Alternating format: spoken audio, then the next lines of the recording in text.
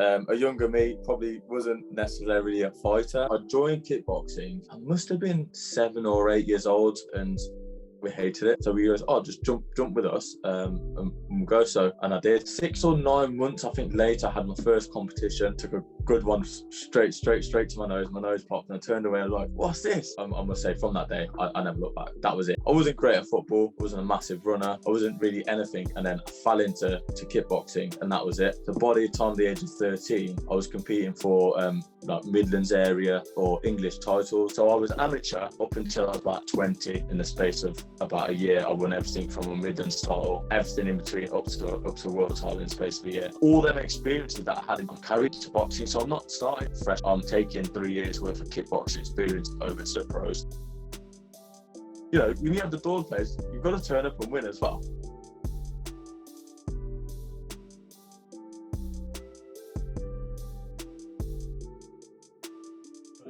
Welcome back to the KultureKast podcast. My guest today is a former 2-time Professional World Kickboxing Champion. He's recently made his professional boxing debut.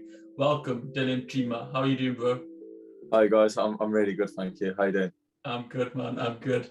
As you might know, with the KultureKast podcast, we like to talk about culture and your upbringing and sort of take a trip down memory lane. So what was baby Dylan like? It's a good question. Very tame, very quiet. I think I was a little bit of a cry from what my mum told me. I'm the first grandchild in the family. I'm the first of, I shouldn't have to think, I'm the first of 7. So there's a good number of us. So being the oldest, I've got to pave the way for the younger ones and show them what's right and what's wrong and live the life experience. So a younger me probably wasn't necessarily a fighter. I wasn't really a scrapper at school. I was actually bullied a fair bit at school as well. So it's quite, I had a good upbringing. My mum and dad, my chachi, my bibi, we all lived together, as many households do nowadays.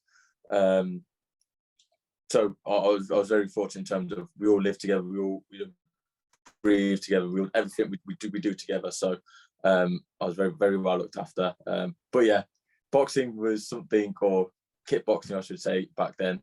It was something that I just wasn't really interested in. Did karate for a little bit, I think when I was 5 or 6, and just getting that up, it just wasn't for me. Yeah. And then fell into this crazy world that I'm in now. So something that you said there was the bullying. I don't want to go straight into it because it sounds like I've got like a motive when saying this, but was this something because of the background you come from? Because I know you're from Coventry, which is more diverse than, say, Newcastle, where I'm from. So for me, it seems like it would be less like racially motivated, or was it just because of, I don't know, you're a quiet, small kid, or what? Yeah, why was that? I mean, I wouldn't say it was racially motivated. You know, everyone goes through that racism. Everyone's been through it. You know, my family, we run shops, we're shopkeepers, so I can tell you some stories that my parents have been through and that I've been through, that I've had firsthand what people have called me. That's just it's an unfortunate part and parcel of life that we go through in what we grow up with, and I think it's character building in a way as well. It sort of thickens your skin for when you get older. You can sort of ride different waves off the back of what you have and what you've been through as a child. But for me, the bullying just came from, I wasn't like the biggest of kids. I'm not even the biggest now, to be honest. wasn't the biggest of kids. I wasn't, the most loud, outspoken. I was just sort of quiet and just sort of to myself. And it's just, I just think it was just one of those things, and it just happens. And that was sort of, primary school, bit in secondary school, and then it just sort of, as you get older, it just sort of dies off then. I think it makes a difference when secondary school, when people find out that you're an amateur kickboxer and they realise that you probably kick their head. Never would, never, touch wood, never got into any trouble, never hit anyone at school, never retaliated, I was always taught it from my gym, from a coach, Uncle Baggy, back in the day. It was discipline. You're a martial artist, you need to keep your cool and calm no matter what situation. if you need to turn a blind eye and just walk away, do that. But if he ever found us bullying anyone, he would have kicked out gym. He would have made us to 1,000% and just kicked us out of gym. So on the other side of it, that was a zero tolerance as well. So it is what it is, and I think it sort of made me the person I am today. I guess it just sort of grew me into me. 100%. Like, so I come from a similar sort of background of like family house shops and things, and again, you do find a lot of you've got a lot of stories, let's just say, and I think you can probably relate to that as well. Yeah, but yeah, for the school situation, there is obviously a lot of things. I feel like I've had this conversation before with quite a few people of like, kids will be kids, and if there's something to pick on, it doesn't matter what it is, they'll pick on one thing. For yourself, it was being like the small kid. Do you think that when you got into martial arts, as you say, that was sort of in line with that sort of getting picked on, sort of decreased because of the way you carried yourself? So a person that we just recently spoke about before recording was Inder Bassi, and he was saying that when he got into the gym and started getting into boxing, you carry yourself with a bit more confidence, knowing that if anything was to happen, that you can handle yourself. Do you feel like that sort of subconsciously lets out to everybody else, like, don't fuck with this guy? Yeah, that's definitely something for sure. I think the biggest thing for me was knowing that you could do something, but you don't do anything. Mm-hmm. So that sort of confidence of, do you know what, they can do and say anything, but if anything actually turned to it and they did, hit me or try to attack me, then you can defend yourself, and that is self-defense. Yeah, that's retaliation. When I say retaliation, it's in an act of self-defense off the back of something that they've done to you. Yeah. But there's also a line of self-defense when you fight back, and then there's a point of where you continue fighting on.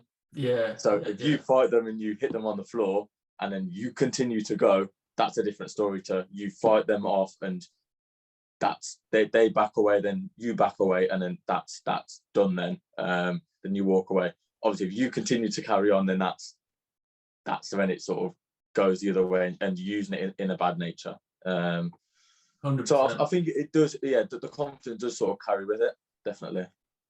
It is crazy as well, because like when people think about gyms and in terms of like martial arts gyms or combat sports in general, a lot of the time they do think of what you mentioned before of like a scrapper at school. Do you mean somebody who would be going into school and like showing off their skills? Whereas most of the time it's the full opposite of, they're actually getting taught, like you said, that you are getting taught how to control yourself. So use that self-control and discipline. That's it. And I also think it comes down to your mentor as well in the gym. So whether that be your coach, or you've got an older that's in the gym, another fighter, another mentor that's in the gym, the coach, or whoever it is in there, there's always someone that has an influence on your younger life when you're in the gym at that time.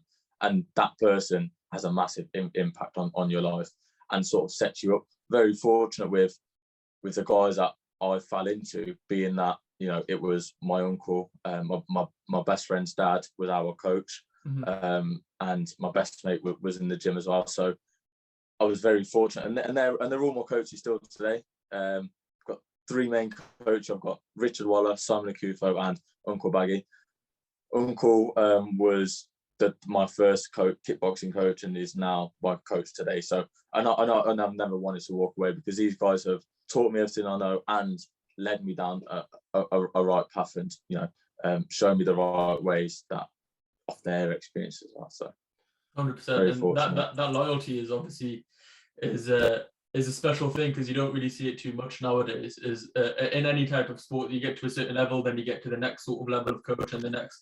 But to literally walk in, I think if I'm right, you got into martial arts, kickboxing specifically around 11, to get to world title level at 11 years later, so half of your life with one person guiding you up until basically beginner to world levels, quite something special. Yeah, that's it. I mean, it's actually quite a weird one, because I joined kickboxing with Uncle back I must have been 7 or 8 years old.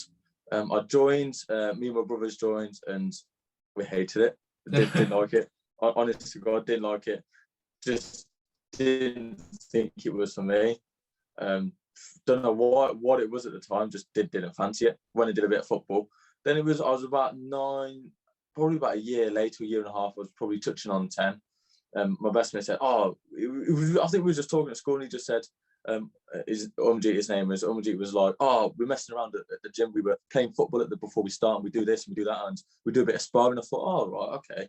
He goes, come down, because he only lived around the corner and he used to take us to Birmingham to train. So he goes, just jump with us, and we'll go. So, and I did, and then I went, and my brothers followed me a few months later. And do you know what? From that day, I probably haven't looked back, and it was about 6 or 9 months, I think, later, I had my first competition, my first competitive bout. And being of that age at kickboxing, you don't normally do head contact for your first one. They just sort of do like a competitive spar sort of thing. And I did that, and I remember I took a good one straight to my nose. My nose popped, and I turned away. I was like, "What's this?"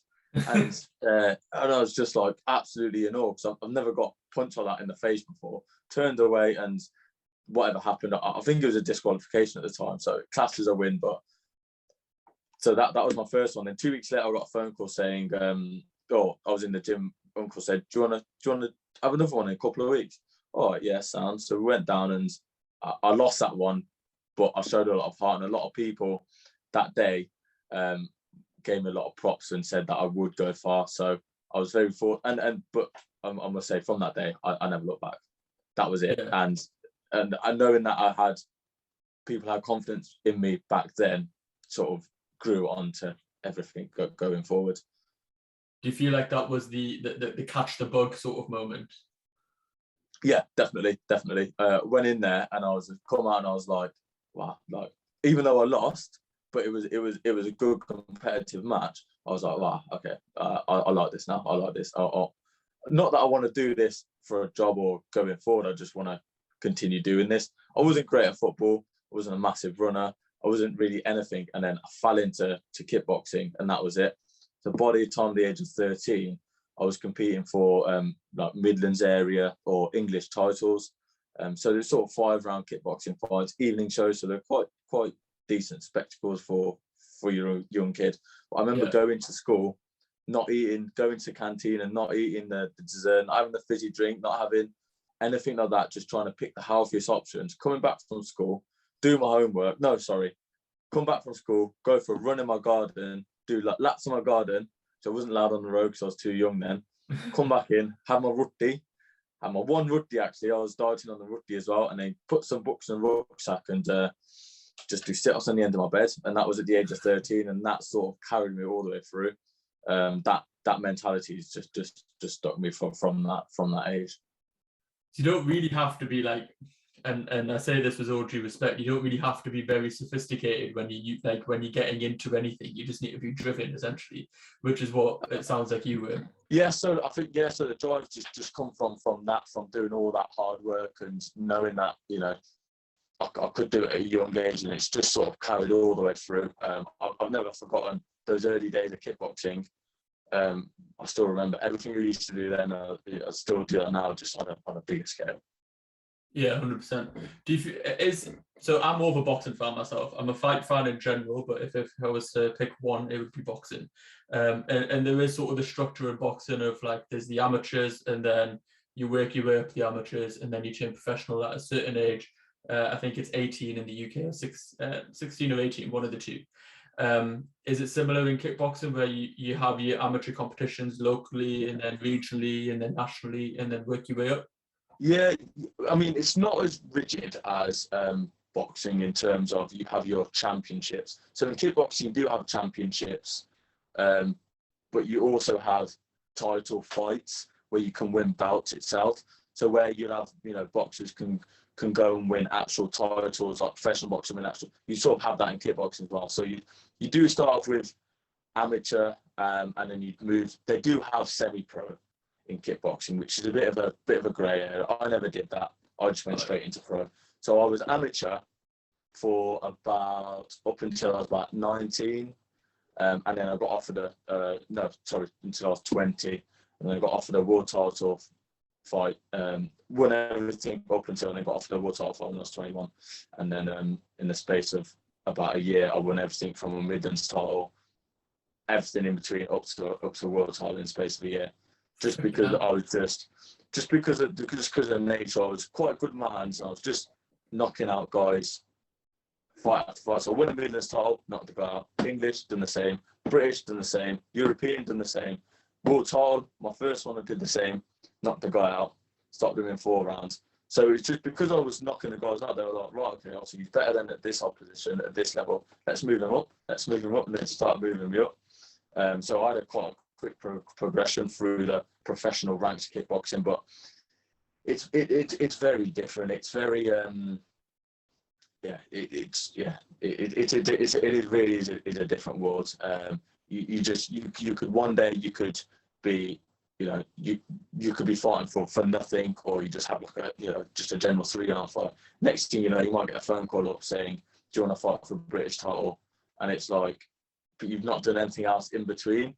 And it's not fair to the guys that do anything in between and do that hard work and don't get anything offered. So whereas in boxing, it's very, you do your amateurs and you have to win your area, like your Midlands area or your London championships, to then go to the next stage, to then finally end up at the national championships, then look at going to GB and all the rest of it. So with boxing, there's an actual progression through. Kickboxing, it's a bit different. It's it's a bit more relaxed in that front. Do you think it's probably because there's a smaller community, so there's less of a linear path, for example? So it's more just like, we'll see if this kid's in the area and he's half decent, we can chuck him in here, sort of thing, instead of building up a career. You don't really have building up a careers.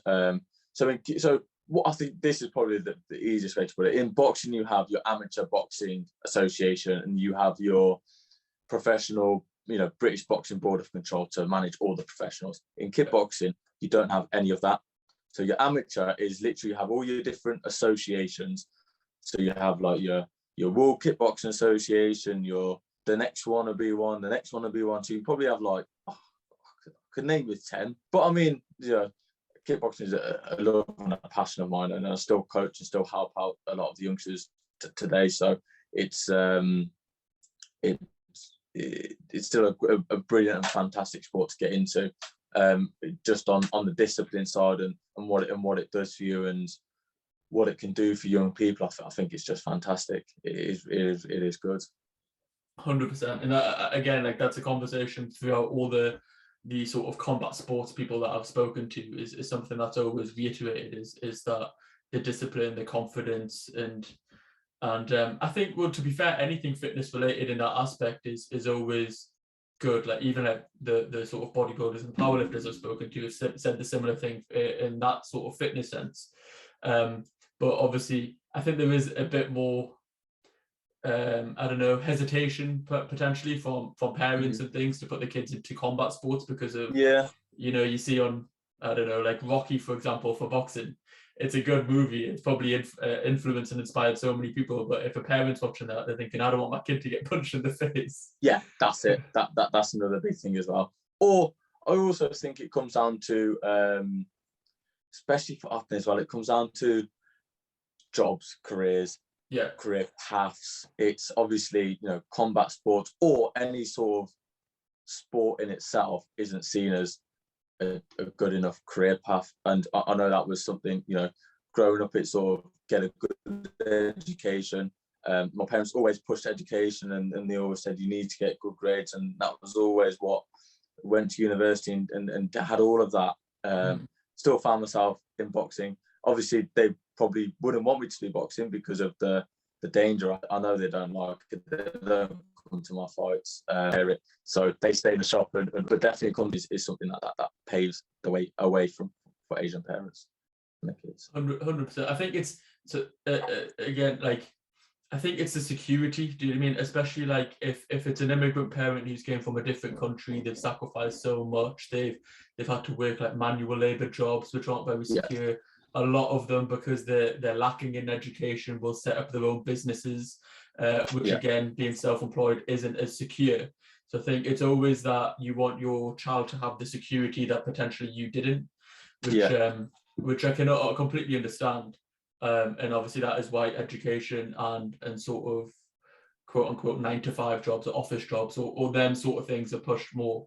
But when you look sort of back traditionally and historically, the sort of lineage that we come from is a lot of South Asian, specifically as like Punjabis. It has got that sort of warrior mentality. The fighters are in us in our like history, which is it is really good, to be fair.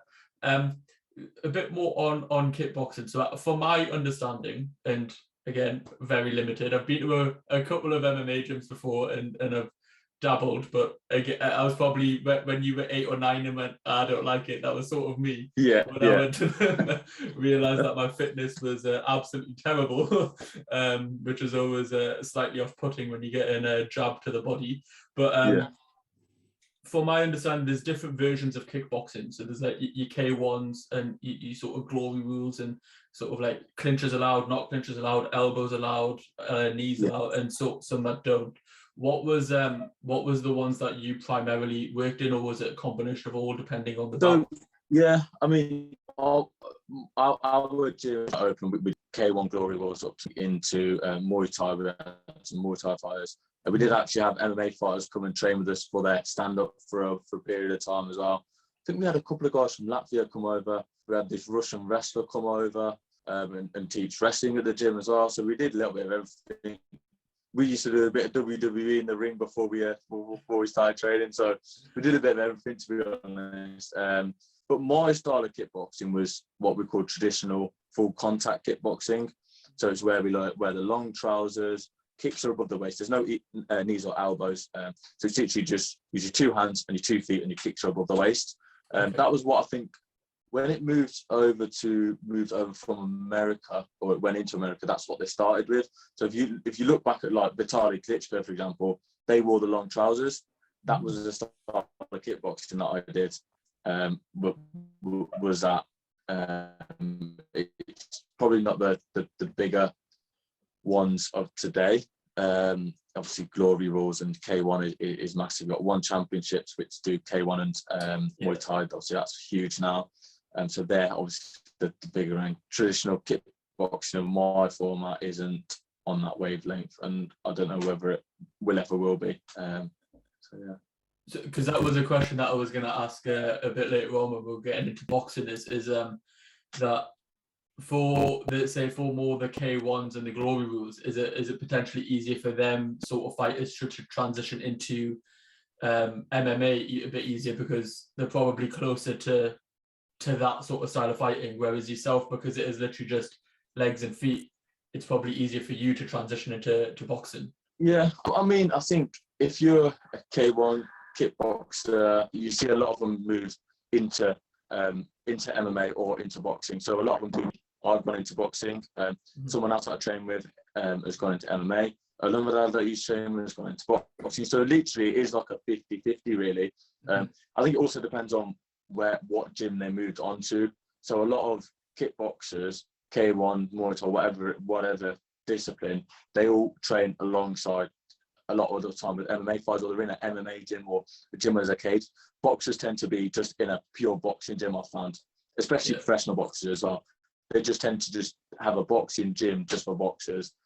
It's changed a little bit more now, I know that. And obviously it has adapted, but it's sort of, boxing is sort of kept to its own and everyone now sort of muddles together. That's probably why you see a lot of transitioning between kickboxers and MMA. Definitely.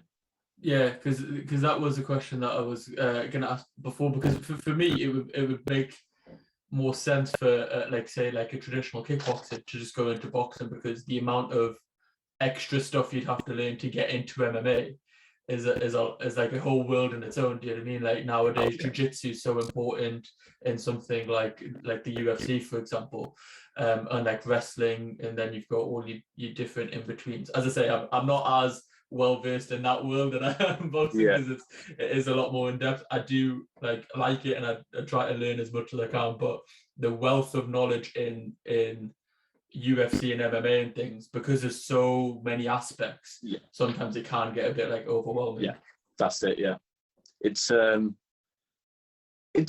all different and great in their own ways and in their own respect. you know, you've got to give credit and props to anyone that's in combat sports, period. I think the sort of levels isn't easy, it isn't hard. Don't get me wrong, every sport's easy, not easy. You know, there's struggles and adversity and stuff that you've got to go through at every level of every sport, but I think it's slightly different for combat sports. Yeah. So it's a little bit more fine-tuned. There's not a lot of money that generally gets pumped into combat sports at all. Yeah. Unless you strike a potluck of gold and you do get some good support and good backing, then fair enough. But especially at sort of my level and grassroots level, it's sort of it's very, very difficult.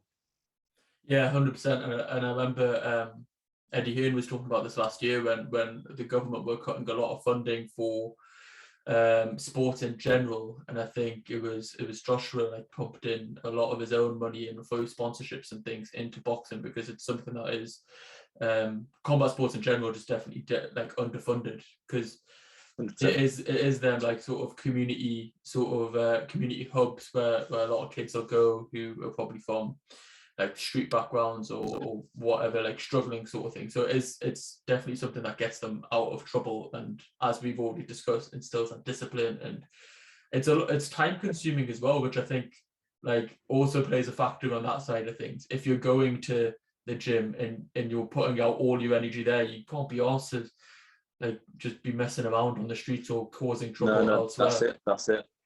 I think on that, there's obviously that side. On the other side, I think there's a lot, the amount of time and effort, and you know, a lot of the coaches that work, you know, most of them work full time. That isn't their full time job. They do this because, or they don't take a wage on it. Yeah, they're fair enough that, you know, the kids might put a couple of pounds in every session just to cover the overheads of the gym, because obviously, like we just said, there's no massive funding really.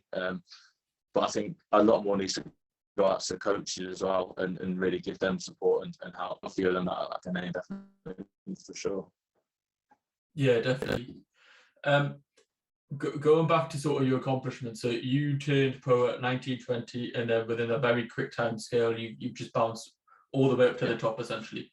For me, obviously, that sounded uncommon, but from the conversation we sort of had, it sounds like it might be a bit more common than perhaps I thought initially. But it still takes like a special talent to do that, I assume, to reach world level and within 1 or 2 years is a rapid progression. How many fights were you having in that time? I mean, so quite regular. So I mean, that my progression is probably one in a very few. Compared to the people that I've fought with as well, it's very one in a few. I think it could happen if the right people come along, but it does come out of talent. So for me, I think I was competing probably at least 6 or 7 times a year for when I was doing the sort of Midlands to European level. Then when I fought for my world titles, I fought for 4 12-round fights in a year in 2019. So I basically had March, I did 12 rounds. June, I did 1 round, but it's supposed to be 12 rounds. August, September, I did 12 rounds. December, I did 12 rounds. So I did 4 12 rounds back to back, essentially, and only had a week off in between. So that was that. And this what I think. But yeah, previously what I mentioned to yourself was like a lot of people don't know that about me. That I did 12-round fights. I know, fair enough, it's 12 2-minute rounds, but I've been through the trenches. I've done that full 8-12 week camp for a 12-round fight. I've been through all that. I've been through, you know, I've had my nose cut open. I've been through when I've had good fights, when I've had stoppages, when I've can't get the guy on the floor, or when I've had to really dig deep, and you know, the opponent has been really tough, and I've taken losses as well. I'll be open to that, and I'm not afraid to say, you know, I've got beat by better guys. But the thing about me was, it was always, okay, I've taken a loss. I was devastated. I hate losing. We go in there to win, and that's it. We don't go in there to take part, we go in there to win. But to take losses, it is very hard, but I always learn from it as well. And all them experiences that I had in 2019, I'm carrying now over into boxing. So I'm not starting, you know, fresh. I've not come from amateur and going into pro. I'm taking a good couple of years, 3 years worth of kickboxing experience over to pros. So I've got a good standing going forward into the boxing. 100%. And as we mentioned before, there are like various kickboxers who do go into boxing and succeed. And I think the fighting experience in general, it is fighting at the end of the day. Like, if obviously there's some technical differences between kickboxing and boxing, obviously, but if you're competing at the highest level and can sort of deal with the pressure that comes with in a fight when it is just you and the other person in the ring, I think that's what most of it boils down to. A similar example that pops into my mind, but I'm not sure of how experienced he was at kickboxing, is Dillian White, because I know he was a kickboxer as well. Yeah, he was, and he reached the heights in boxing as well. So I think, and when you see him, you can tell he's a scrapper. Do you know what I mean? Like he can deal with the pressure at the highest level. And another thing that I was going to mention with him is early on, his and this is something that I realized when I was watching your fight back as well, is that it is actually a bit awkward when, say, someone who is just a traditional boxer who's just been in an amateur boxing gym and hasn't really fought somebody who's came from a kickboxing background. It's that there is a big difference in style. So something that Dillian used to do, which I know that, well, Dillian and Dylan yourself both did, is the sort of keep on lifting up the front leg, you know, like in kickboxing, how you would do a check with that front leg. And that can sort of be quite off-putting for the opponent, just that little movements like that they're probably not used to. Do you find that coming from that background, the technical aspect of it as well? Obviously you can't kick them, but other movements and things can play to your advantage. Yeah, I mean, one thing that I think, boxers tend to sit quite, heavy on their feet. I know, you do get your movers and stuff, but generally you'll see a lot of boxers quite sat on their feet. Kickboxing is very different. Like, I'm quite a mobile boxer, on my toes and on my feet quite a lot. My style has changed a bit over the last 18 months, and we have sort of settled down into the boxing. But my style is we sort of taken that kickboxing style, taken away the kicks, but then worked on a bit more of the boxing side of it on top of it as well. So I've not sort of just gone, right, okay, kickboxing, rip that paper up out the window, let's start scratching. No, we're gonna carry on and progress on what we've got. At the end of the day, that's been my foundation now. I'm 25 now, so that's been my foundation since I was a kid. I can't start changing those now. What's been set in has been set in. We can start improving and we can start, working and adapting on things. But in terms of ripping it and starting again, that's not going to happen, and that's not achievable at sort of my earliest, mid-20 age now. It's just not possible. 100%, and I think, like I said, that there's definitely some advantages coming from a different sort of background and getting into boxing. So again, like obviously it is your pro debut that I've watched in boxing, but the comparisons that I was trying to make was obviously with White in that sort of lifting of the front leg, and another one was because you're quite light on your feet, there was a lot of Lomachenko style movements, and obviously it's like there is like obviously a bit of a difference in careers about things, and he's doing it at like a much higher level at the moment, and hopefully one day you can get there to that level and display the same sort of movements then. But there was like a lot of lateral switches where you just sort of pivot to the side or use that lateral movement to get them hooks in, and sort of them sort of little movements, just when I was watching it, reminded me of like the Lomachenko movements. But he came from the ballerina type background, I think, as well, the ballet background. So it is obviously a lot of advantages in that. Is that somebody who you watch a lot of? Because watching that fight, it seemed like it. To be honest, I watch any and everyone. So I watched the scrappers. So I think the day before, the morning of the fight, I watched Pacquiao and Morales 2. Yeah, I watched Pacquiao and Morales 2, and that was a war. And that's what I watched to sort of get me G'd up and get me in the mindset to think it's going to come down to this. I've got this. This is what these guys do. This is what I've got it inside me. But then leading up to it, I'll watch any and everyone, to be honest with you. Movers, thinkers, boxers. We watch a lot of black and white boxers as well from years ago and what they did. So there's a lot of switch hitting that they used to do. We start tying that into what we do now as well. I'm very lucky in terms of my coaches are very, even though they are kickboxers, they're very clued up in boxing as well. You know, and like you said before, fighting is fighting. If you know how to fight, then you can sort of adapt and change. And that's what I'm lucky with what I've got in my team. The guys that I've got are just great, and I've learned so much. I learned loads in kickboxing. I've learned, oh my God, I've got a book at home of just notes. I'll just scribble down of everything that I've learned from day one. Do you think, so you made this transition during like the pandemic, from what I understand. So like before the pandemic, you were still in kickboxing. After the pandemic, you were boxing now, basically, to simplify it.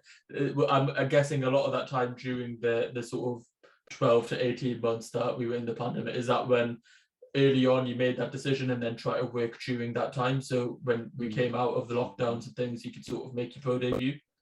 No, so the plan was in 2019, I sat down with my coach and said, I want to have a year in kickboxing, get me as many, and I was already a world champion, and get me as many world titles as I can.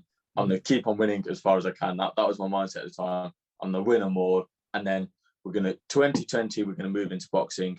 So I finished 2019 and 2020 come. I said, right, okay, let's do it. And so we got a manager in place, and we started making the procedures, started filling the forms out, had my boxing interview with the Midlands Area Council, did all that.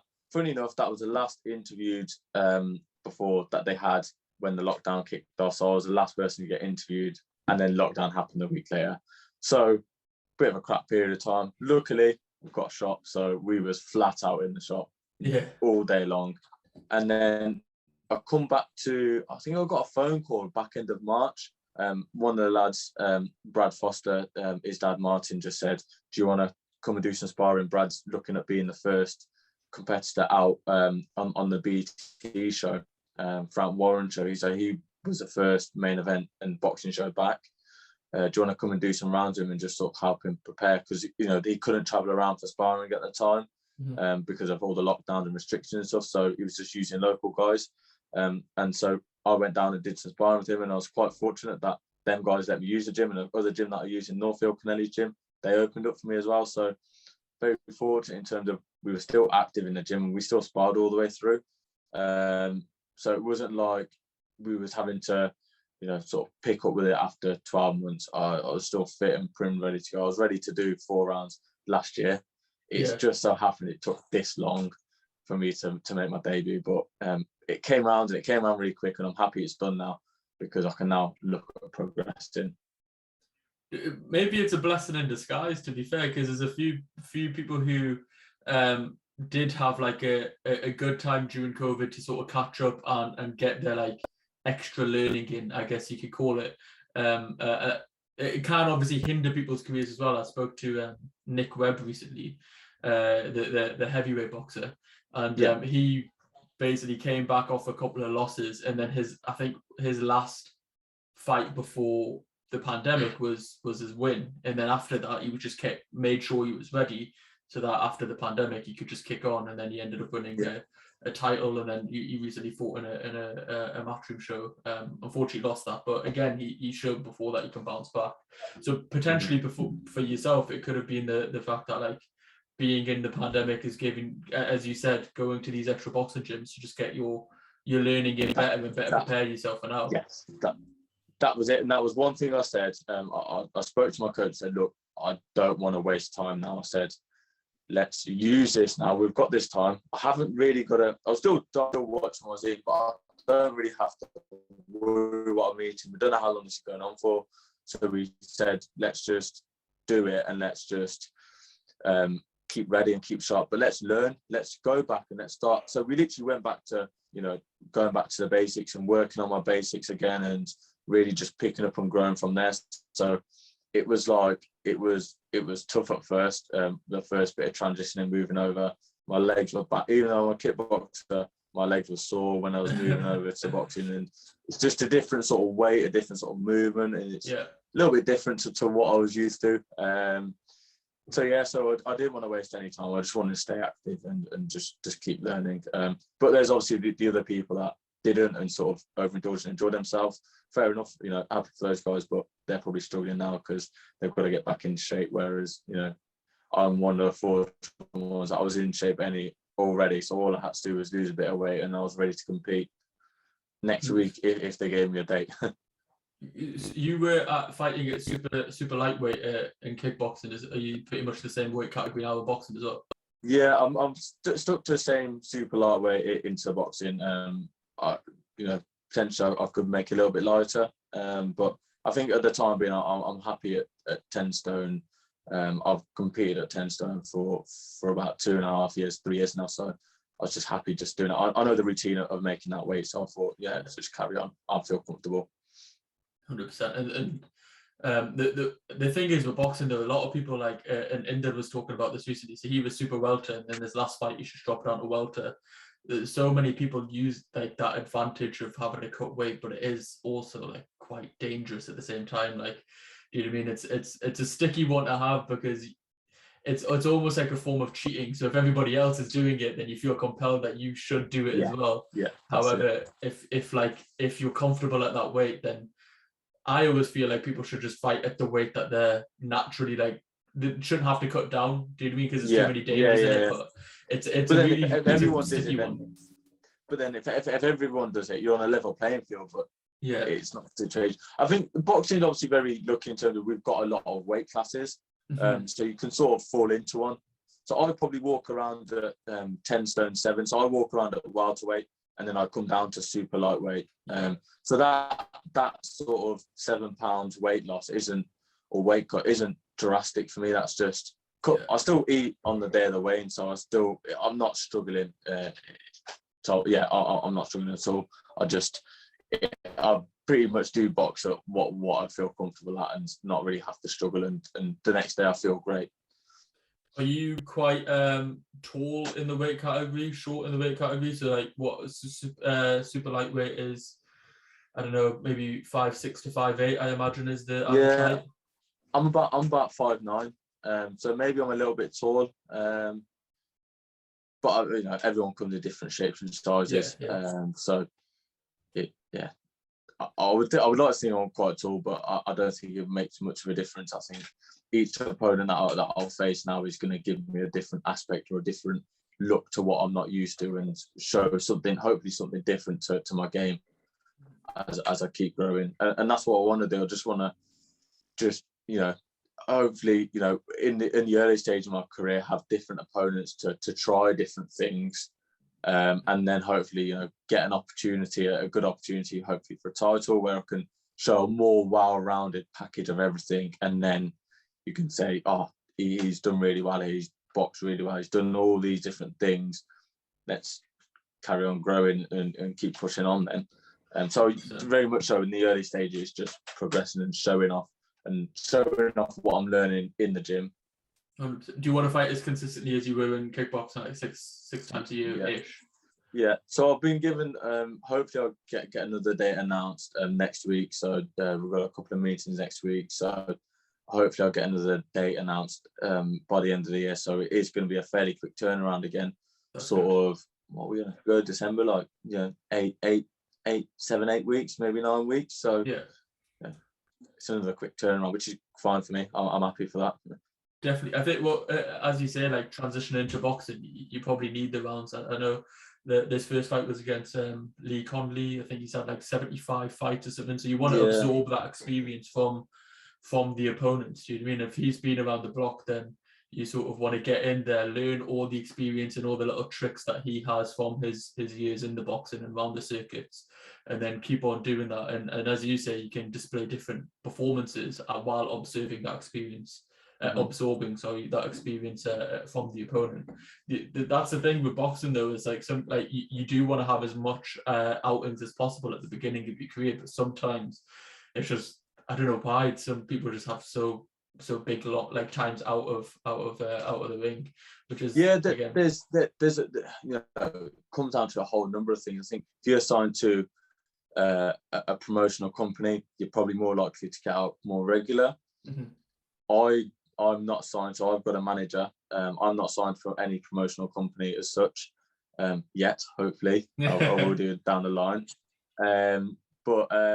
So I've literally, got to make sure I sell tickets to get on shows. I'm very fortunate in terms of my brother and my mate Umajit. They handle that side of the business aspect, ticket selling for me.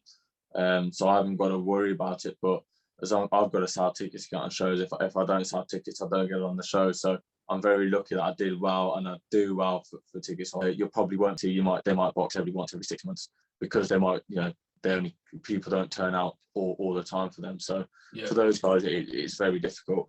And I mean, you might, this is a sport that we're in. You might have one of the great or a good talented boxer, but can't sell a ticket and hasn't been picked up by a promotional company, but can't sell it or struggles to sell a ticket. So he won't get on the shows as regular, and it sort of turns away his talent. But you might have a guy that isn't the best and sells an absolute shed loads of tickets and gets picked up by someone because of the money that they draw in. So there's two different sides of business as well. It is what it is. But that's a fascinating side of boxing. I love that side of boxing because there is, like you say, like there's fighters like Ryan Garcia, for example. He's obviously getting to the top of the sport now. He's getting there, but for a very long time already, financially, he's been at the top of the sport just because of the pull that he has on, say, social media. Like, you watch any of his fights, and I think there's probably the most amount of young women in the crowds for his fights compared to anything else. Do you know what I mean? So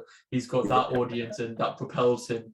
Whereas, say, someone like I don't know, maybe someone like Inoue, for example, is a bit lighter than yourself, but because I don't think he publicly speaks English, so in the Western market, doesn't sell tickets. In Japan, he's absolutely huge. But he's massive. Yeah. Over here, no, he's probably not. Obviously, he's big. I think he's probably a bit more of a pull here because of punch power that he's got. Yeah. Obviously, he knocks guys out. So, that's what people want. They want to go down. They want to have a few drinks. They want to have a good time, and they want to see knockouts. Yeah. That's one thing that I will play as, as our entrance. So that's my trademark for kickboxing. I actually wasn't going to have them for my debut, and we was going to wait, but Uncle said, "Nah, we've got to do it. It's your trade. We need to show who we are." So I said, "All right, okay, that's cool. I'm happy for that. Let's do it." And I'm so grateful I did it because it's like when you hear the door plays, it's something that you just start feeling. It gets you like, it's just like a fire that burns inside you, and you just think, okay, this is war now. This is ready. We can go now. Let's go. And then I'll walk out and everyone's on their feet dancing. Not even supporting me. I'm talking about the whole room could be on their feet dancing.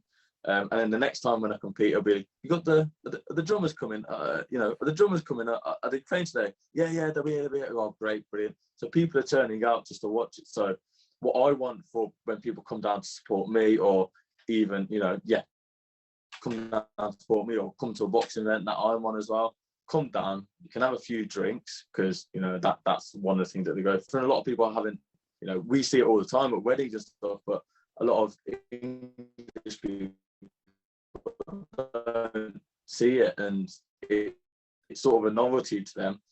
It's it is good. But again, it goes to that thing where when you see it, like when I've seen that, it's a sense of pride. You repping your culture, and then on the flip side of that is you're displaying it to a new audience as well, who potentially is ignorant to it. They might not know what it is, but then when they see it for the first time, they want to know more. And and again, it goes back to sort of the beginning of like that breaking down barriers of like sometimes people genuinely aren't trying to be mean when they say certain things. They just generally don't know about it. Do you know what I mean? And if they see it the first time in a boxing fight, if that's their world, you can integrate anything. Do you know what I mean? Which I think is something that we've been underrepresented in, is in terms of Punjabi Sikhs and Indians in general. There was a lot that changed when Prince Nazim and Amir Khan came into sort of boxing. There was a lot of more exposure onto Pakistanis and Muslims and that sort of culture as well, which is great. And that's what we still sort of, I think, are a bit behind in sports? Yes. Yeah. So obviously there's a good group of us now in the boxing world. So hopefully we can, I know we can all support each other, get behind each other, and sort of grow our culture side of it, and show what we are really about, is, from BC, and show our history and culture, and really show off who we are. 100%, and like how Analytical, for instance, did for their moving to the same.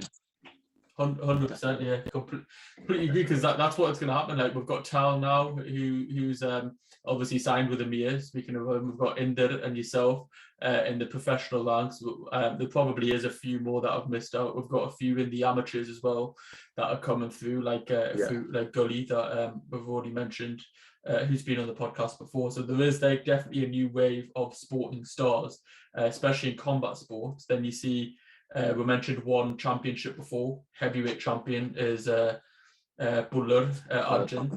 Yeah.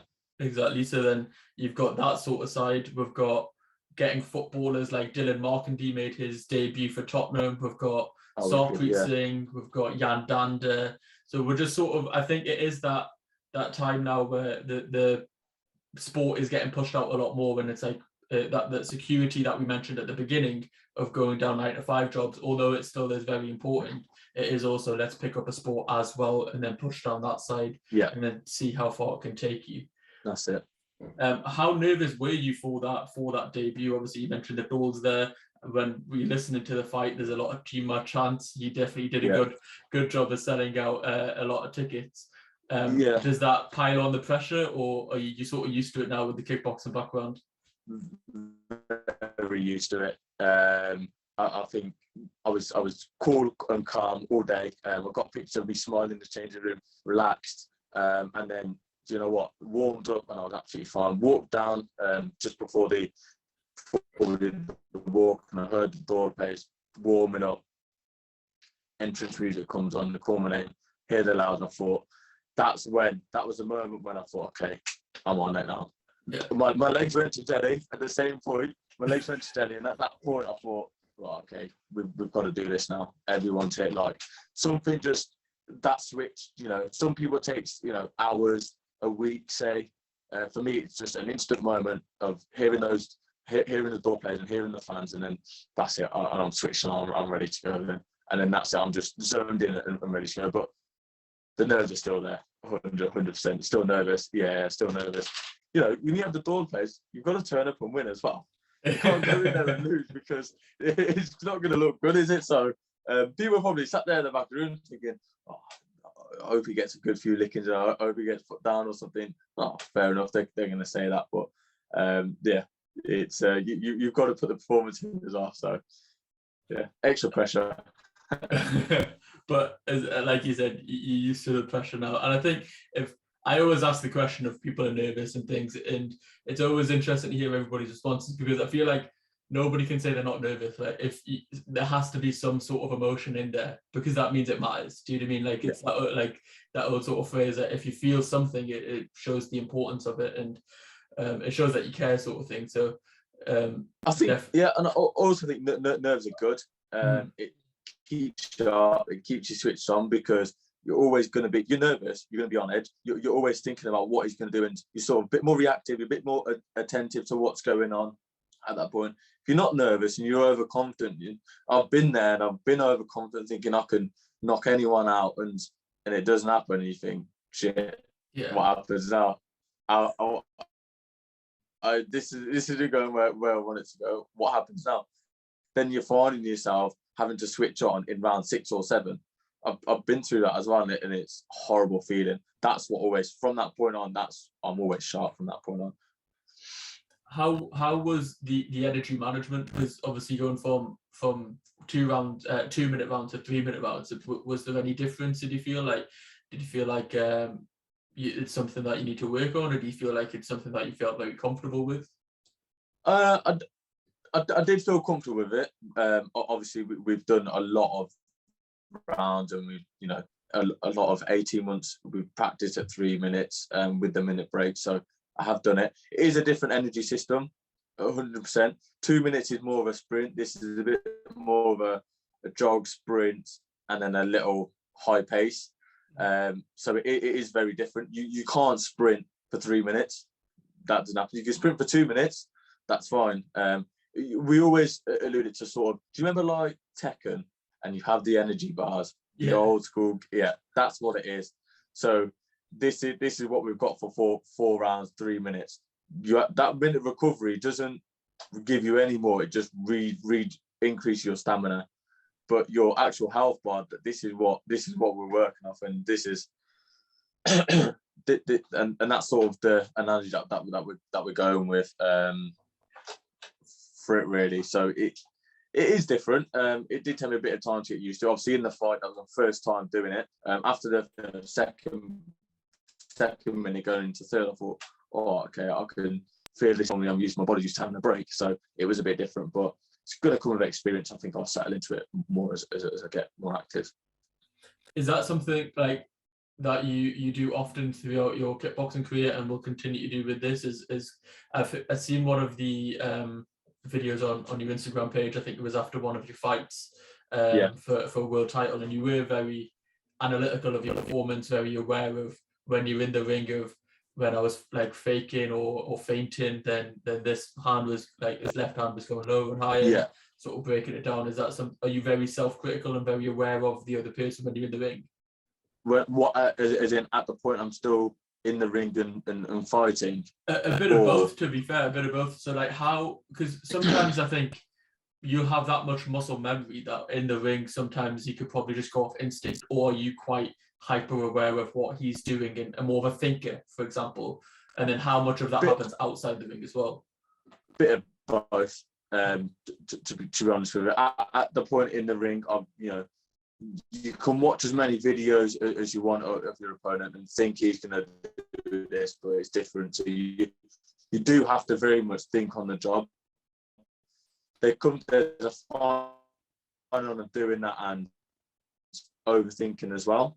You can start overthinking and not doing anything, and your muscle memory goes out the window and you don't do anything. You do need to be attentive, and that just comes with experience. That you can't sort of teach that. As much as you can do everything in the gym and do all the pad work and all the stuff, that reacting to what your opponent's doing at that moment is just just comes with experience. But even afterwards, even in between the rounds, I sit down in my corner and my coach will ask me, how do you think you're doing, or feel anything that's a bit awkward, or is that bugging you, or does he hurt you with any shots? And that's time, so that they could tell me the right advice at that point, as much as they're watching from outside. So, and then after the fight, then you do remember, and you do sort of think you did worse than what you actually did. That's definitely for sure. I think you probably have to be self-critical to improve it, and obviously if you've reached the heights that you have in kickboxing, you have to sort of be self-critical to get that level of success in anything, if that makes sense. So it's if anything, it's a good attribute to have, because it's already tried and proven that you've already hit like the heights that you did in one combat sport, and then you can use that to hit the heights hopefully in this. What are your aspirations in boxing? How far do you want to go? How quickly, how paced are you going to go? Is it just one fight at a time? Yeah, definitely one fight at a time. Obviously, hopefully I'm back out end of the year, probably in another 4-rounder. Got aspirations to, first step on the journey, to become a Midlands area champion. So that's my first step, and then from there it's onwards and upwards. So it's take it every fight at a time and grow as fast and as quick as I can, to be honest. Well, you've got plenty of time, to be fair. Like 25 years old. Even if you had like all your learning fights by the age of say 26, 27, it's normally that 29 to 31 seems to be the peak years for boxers. So I think we've got plenty of time ahead, and it seems exciting. I like your style from the video that I watched of your first fight, and it does seem like it's an exciting style. It seems very slick. There was a lot of counter punching. It was weird because you were on the outside, but you were still pushing forward at the same time, which is like, it's just good to see. It's an entertaining style to watch. Thank you. I appreciate that. Obviously, I do try and make my fights as entertaining as I can. But we knew that for that opponent, he was a very tough game opponent. He's not someone that you would have on your debut. Not many people do boxing on his debut. He went, I think, a few weeks back prior to me boxing him, he drew with a Commonwealth champion at the point. So the geezer had 17 fights and 1 loss, and he drew with him over 6 rounds. So he wasn't no walkabout either. So for me to have no amateur experience and go straight into pro boxing on my debut, to have that sort of opponent, they were looking for him for my 5th or 6th fight, but my coaches were happy with where I was and said, let's throw him in. Like, let's see how he gets on. They were confident in me, and I'm going to go with what they're happy with. As long as I turn up on the day, then they know I can win. So they were happy just throwing me in the deep end. It's baptism by fire, which is always a good thing to see, to be fair. And it's only going to pay off in the long term. Like there's a lot of fighters who obviously carefully sort of take steps through their career, have this nice preserved record by like 20 or 30 wins, and then they'll push on from that point onwards. But I feel like nowadays that is starting to become, hopefully anyway, starting to become less common, and it seems like people are pushing to have 50-50 fights early on in the career, and it's basically winner stays on, and it's like that next person will get the bigger fight, and then it just keep on winning sort of thing. I think COVID definitely pushed that for sure. Sorry to interrupt. I think it's sort of, having that year off, it's a year time that people can't get back. So it's like, do you know what?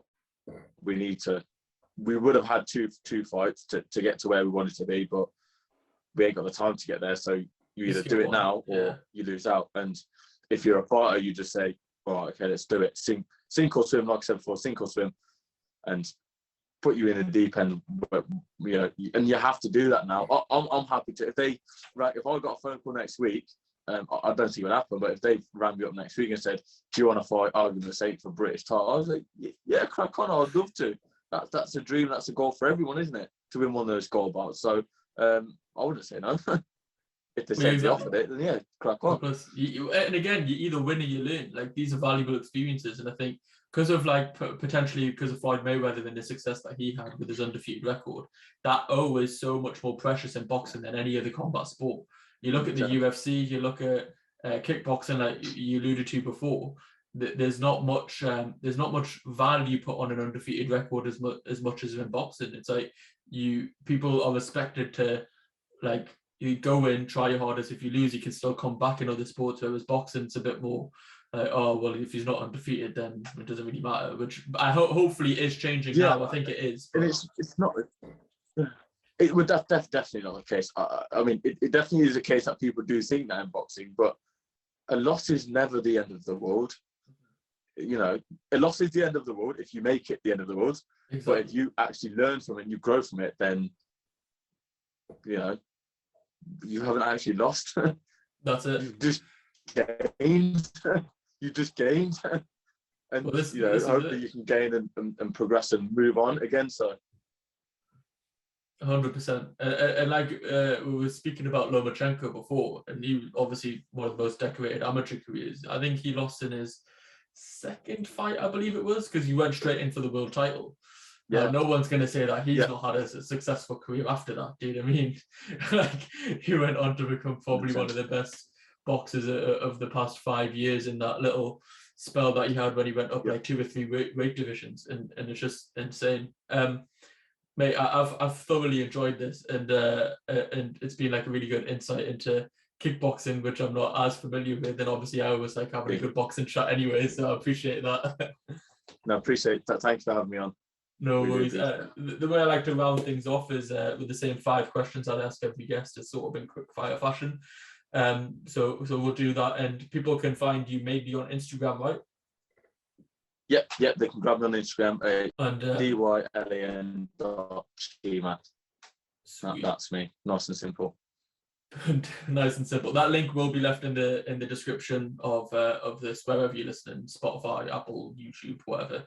It will be the first link in the description, so you can click on that and follow Dylan. And it sounds like we're gonna have some very interesting fight nights ahead. Definitely, But definitely. we'll get into these quick fire questions. The first one is, what are you most proud of? Winning my first kickboxing world title. What are you most looking forward to?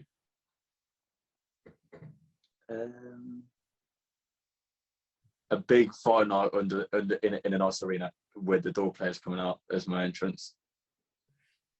What is your biggest motivation?